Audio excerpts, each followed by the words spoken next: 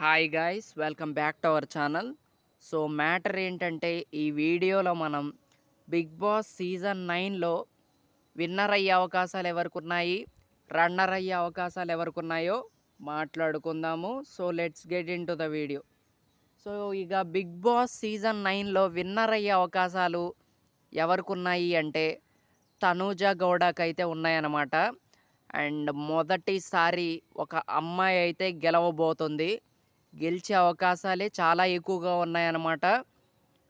So చాలా huge voting అయితే పడుతుంది తనకి. చాలా హ్యూజ్ లెవెల్‌లో ఫ్యాన్ బేస్ అయితే ఉంది తనకి.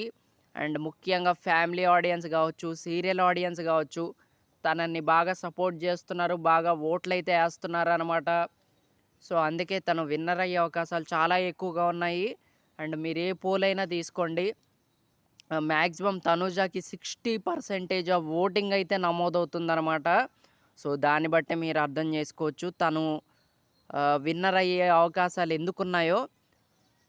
సో అదనమాట. అండ్ నేను కొన్ని పోల్స్ అయితే చూసా అనమాట. మన పెద్ద ఛానల్స్ ఉంటాయి కదా, లైక్ ఆదిరెడ్డి గారి ఛానల్ కావచ్చు, అండ్ ఇంకొన్ని ఛానల్స్ కావచ్చు. సో అందులో వాళ్ళు పోల్స్ అయితే పెడుతున్నారనమాట.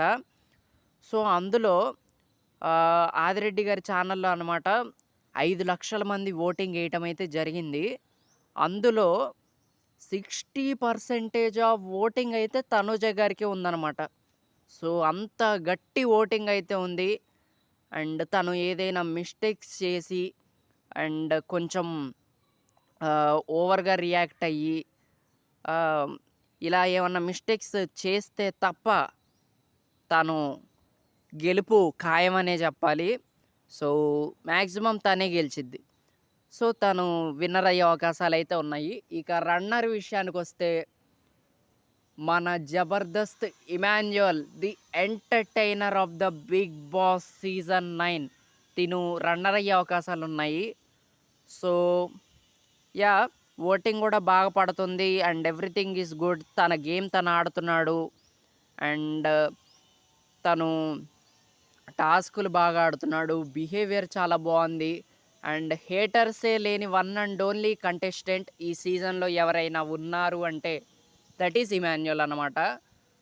సో చాలా బాగా ఎంటర్‌టైన్ చేస్తున్నాడు. అబ్బా! తను బాధలో ఉన్నా గూడా, తనకి కొన్ని చోట్ల అన్యాయం జరిగినా గూడా తను అదే స్పిరిట్‌తో, అదే ఎంటర్‌టైన్‌మెంట్ యాస్పెక్ట్‌లో గనక చూసుకుంటే మాత్రం హీ ఈజ్ బెస్ట్ అనిపిస్తుంది నాకైతే.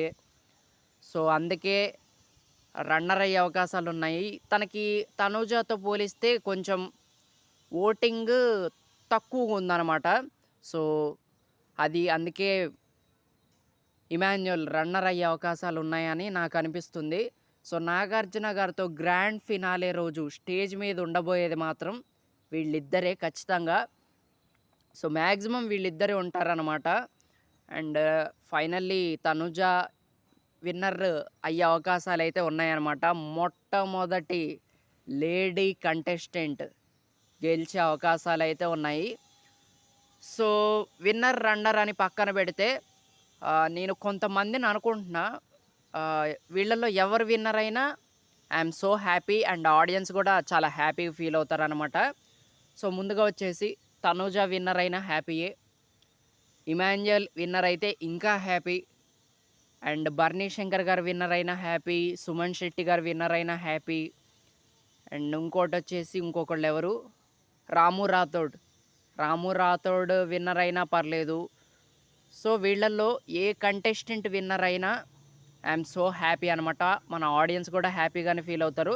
ఎందుకంటే దే ఆర్ జెన్యూన్ కంటెస్టెంట్స్ అనమాట. దే ఆర్ లైక్, అంటే ఎలా చెప్పాలి, ఒకళ్ళ చెడు కోరుకోరనమాట. సో నేను చెప్పిన వాళ్ళు ఎవరైతే ఉన్నారో వీళ్ళల్లో మ్యాక్సిమం అందరూ మంచోళ్ళే అనమాట. సో అందుకే వీళ్ళల్లో ఎవరు గెలిచినా వీఆర్ సో హ్యాపీ అనమాట. సో మరి మీరు ఎవరు గెలుస్తారు అనుకుంటున్నారో కామెంట్ చేయండి. మీకు ఎవరు నచ్చారో కూడా కామెంట్ చేయండి. So that's it guys.